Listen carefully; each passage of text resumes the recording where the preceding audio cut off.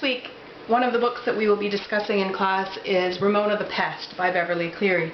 And Beverly Cleary is one of North America's most beloved authors. On the course wiki you'll see an interview that she did with one of the American news networks. She's 96 years old and is still writing, although she isn't as prolific now as she was. And of course one of her most beloved characters is Ramona Quimby, and we will be reading one of the books in the Ramona series, Ramona the Pest, this week for class. So I thought, as a way of introducing this week's books, I would read to you a chapter from Beverly Cleary's memoir called A Girl from Yamhill. And if you have time, I would really recommend that you take a look at this book. It's beautifully written and gives you some perspective on Beverly Cleary's growing up years and how she became the author that she is today.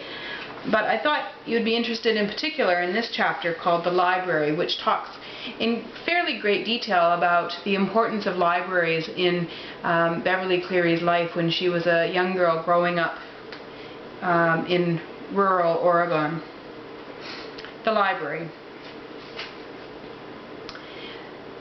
The summer I was 5, farm life began to change. For the first time, the cookhouse did not come to our farm at harvest time.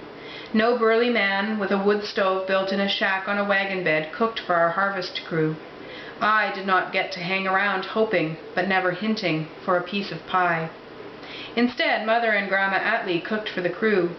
All the leaves were added to the oak dining table. Dishes of jam, chow-chow, and pickled peaches were set out. The two women worked frantically, peeling, mashing, frying, baking on the big wood range in the hot kitchen, trying to prepare dinner before the crew began to complain of hunger. Finally, they rang the dinner gong to summon the sweaty, dusty, sunburned men who trooped across the barnyard to wash at the sink on the back porch and wipe their hands and faces on the roller towel. As the men seated themselves, Mother and Grandma rushed in with platters of fried chicken, mountains of mashed potatoes, great bowls of green beans simmered with bacon for hours, piles of biscuits, coffee. More chicken, more string beans, biscuits and coffee, followed by several kinds of pie. One thresher fascinated me. He had no teeth and ate with his knife. I stood as close as I could get to him, watching him scoop up food with his knife, looking up at his mouth to see how he managed. The other men were amused. He did not seem to mind. Later, when I tried to eat with my knife, Mother explained that only men who were old-timers ate with knives. Finally, when the men had eaten everything in sight, they returned to the threshing machine. I helped clear the table, and when Mother and Grandma began to wash dishes in water heated on the stove, Mother said, "Beverly, never, never serve mashed potatoes to threshers. They disappear too fast." To her mother, she said, "What will the men think of me, running out of potatoes like that?" "Why didn't the cookhouse come?" I asked. Mother sighed. "Because we simply don't have the money. Most farmers don't this year." There were other hints that we did not have as much money as we would like to have. When the Chautauqua came to town, and men in suits gave what I considered boring lectures in a big tent, town children were excited about paying 10 cents to drop a fishing line over a curtain and land a present. I was eager for my turn, but Mother whispered, "You mustn't ask. We don't have an extra 10 cents. Even though I was heavy with disappointment as we left and trudged down the boardwalk toward the farm, I managed not to cry, because Mother was so distressed. Then, one rainy afternoon, I was watching Mother try to retrim her hat when Father came in from the barn. "What are you building?" he asked, a clumsy attempt at a joke. Mother burst into tears. "I just can't make it look like anything," she said, "and I don't know when I can ever afford a new hat." I cried too. So much did I want Mother to like her hat. As my parents grew downhearted, I grew increasingly restless. "Tell me a story, Mama, tell me a story," I begged, or whined, until Mother was worn out. She had told me over and over every story she could remember. Little Red Riding Hood, Three Little Pigs, Chicken Little, The Little Red Hen. She had recited every scrap of poetry she could recall. On Sundays, my father read me the Katzenjammer Kids from the funny papers. Grandma Atlee continued to read the Burgess bedtime story from the newspaper, even though I never went to bed afterward.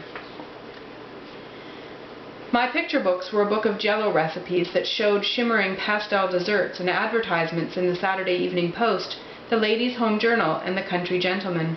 I looked for the fluffy yellow chick in the Bonamy advertisement. "Hasn't scratched yet," Mother read when I asked her what the word said. The Dutch woman who carried a stick and chased herself around the can of Dutch cleanser was a character I admired. To me, she stood for energy and hard work, two qualities necessary to livelihood on a farm. My favorite magazine characters were the Campbell Soup twins, chubby and happy, always playing together. I longed for someone to play with and wished I had a twin. I owned 2 books, the Volland edition of Mother Goose and a linen book, the story of the 3 bears, in which Mother Bear, returning from her walk, carried a beautiful bouquet of purple violets. Mother read both books until I had memorized them. Mother, too, was starved for books, perhaps to take her mind off her worries. "Yamhill needs a library," she said. "There is entirely too much gossip. People would be better off reading books." Somehow, in spite of all of her work, Mother summoned energy to start a campaign for a library. The editor of the Yamhill Record cooperated by writing articles expressing the need for a county library, because there is no place in Yamhill where books can be obtained for free, and explaining that a county library would cost a man whose property was assessed at $5,000 only $1.50 a year. Mother, too impatient for voters to raise their taxes, and probably suspecting they wouldn't, plunged ahead. She asked for donations of books and a bookcase or a cupboard that could be locked. A glass china cupboard was carried upstairs to the commercial club rooms over the Yamhill Bank. The community donated books, boring grown-up books with dull pictures that were a disappointment to me. Mother reported in the Record, "Little folks come in eager for a book and have to go home disappointed." With this small beginning, Mother opened the library every Saturday afternoon when country people came to town to shop, and Uncle Ray put out in front of the drugstore his popcorn machine, where celluloid dolls bounced in the dancing popcorn. I looked forward to the walk uptown to the library, where, even if there were no books for children, I could sit in a leather chair with its stuffing coming out and be seen and not heard. But I did understand when women spoke angrily about the high price of sugar and the cost of canning fruit and making jam when summer came. Mother persisted. She arranged a silver tea to raise money for the library, and someone gave a luncheon at which a woman played a saxophone solo. The library now had $16. Mother called a meeting for the purpose of securing a traveling state library for Yamhill. The Record reported 12 ladies were present who made up an enthusiasm for a lack of numbers. Mother wrote that the library had 64 permanent volumes, including Dickens, Scott, Eliot, and Hawthorne, and concluded her article with, "It is said that a young girl who reads George Eliot's Adam Bede will never give her parents much cause for worry." She also cautioned, "Let every person donating a book first ask himself if the book contains anything that might cause young people to form wrong ideas." Next, Mother reported that 100 people had asked for books. Men wanted adventure, a boy asked for forestry, an old lady who was ill sent in for cheerful stories, women who lived in lonely places asked for books.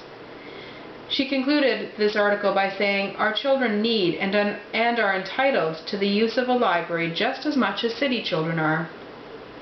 Crates of books began to arrive from the Oregon State Library in Salem. At last, Yamhill had books for children, and what good books they were! The first I recall was Joseph Jacobs' More English Fairy Tales, which included a gruesome little tale called The Hobias. I was so attached to that story that Mother had to pry the book out of my fingers at bedtime. Books by Beatrix Potter were among the many that came out of those state library crates. My favorite was The Tailor of Gloucester, not only because I loved the story, but because of the picture of the waistcoat so beautifully embroidered by mice. I studied that picture and knew that someday I wanted to sew beautifully too.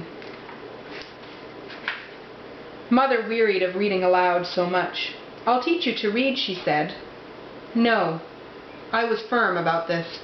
Little girls who were to enter the first grade in the fall had spent a day at school in the company of big girls.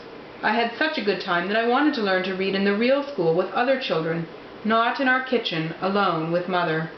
I could hardly wait. That brave little library brightened the lives of many of us that winter, and in the spring, when flowers bloomed again, the library had 142 books, in addition to 62 state books. One Saturday was particularly pleasant because we combined picking flowers with walking to the library. Yamhill's war hero, George Welk, who had captured 32 Germans single-handedly, "I think he just got excited," said Mother, had written to the Record asking the people of Yamhill to collect blue pinks. The blossoms would be sent to Portland for sea color on the U.S. Marines float in the Rose Festival parade. "George Welk takes pride in knowing Yamhill can do it," wrote the editor. Mother and I, along with others, gathered armfuls of blue bachelor buttons which we left in buckets of water in front of the store on our way to the library. This was the last time we picked wildflowers in Yamhill. That summer everything changed. Father was proud of his bountiful harvest of heavy wheat, laden fruit trees, woolly sheep, fat hogs, and cows that gave rich milk. This was followed by bitterness because he could not sell any of it for enough money to meet expenses. We stopped subscribing to the Oregonian because, as I understood it, at the age of 6, when I missed the Katzenjammer kids, the Oregonian did not say nice things about farmers. Someone had borrowed money, Father had agreed to co-sign, and when the person, perhaps an uncle, could not repay, my father had to assume the debt. Years later, Mother recalled that year with sorrow. "We had everything," she said, "everything except money." Money was needed for things we could not grow, that mysterious, invisible mortgage payment, a pretty hat. One day Father, looking worried and exhausted, came in from the barn. "I've had enough," he said. "I'm quitting." Mother, who had been standing at the kitchen stove, dropped into a chair. "Thank goodness," she said. Father found someone to lease the farm, and our livestock was sold at auction from the wagon in the barnyard. When the animals were being led away and Mother learned the amount of money they had brought, she said, "Oh dear." I was sad without understanding why. Our possessions were loaded onto a truck. We left behind the beautiful walnut wardrobe because, as Mother explained, city houses had closets. Then, with Grandma and Grandpa coming along to wave goodbye, we walked to the depot to catch the train to a new life. Leaving Yamhill did not distress me, for home was wherever my parents lived. I looked forward to Portland, where I would have children close by to play with, school, a real teacher who would teach me to read. Even though adults had troubles, I was secure. Yamhill had taught me that the world was a safe and beautiful place where children were treated with kindness, patience, and tolerance. Everyone loved little girls. I was sure of that. And that's the chapter called The Library, from Beverly Cleary's memoir, A Girl from Yamhill. And I think you can see where some of her ideas for her stories came from. The end of that chapter where she talks about the respect that children deserve, certainly obvious in the books that she wrote subsequently as an adult, and obviously the importance of books and of reading to her and to her family shine through in that chapter, and that's certainly something that she had brought forward with her into her adult life as an author for children. I hope you enjoyed that chapter, and as I said, I would encourage you to take a look at the entire book if you are interested in learning more about Beverly Cleary's early life.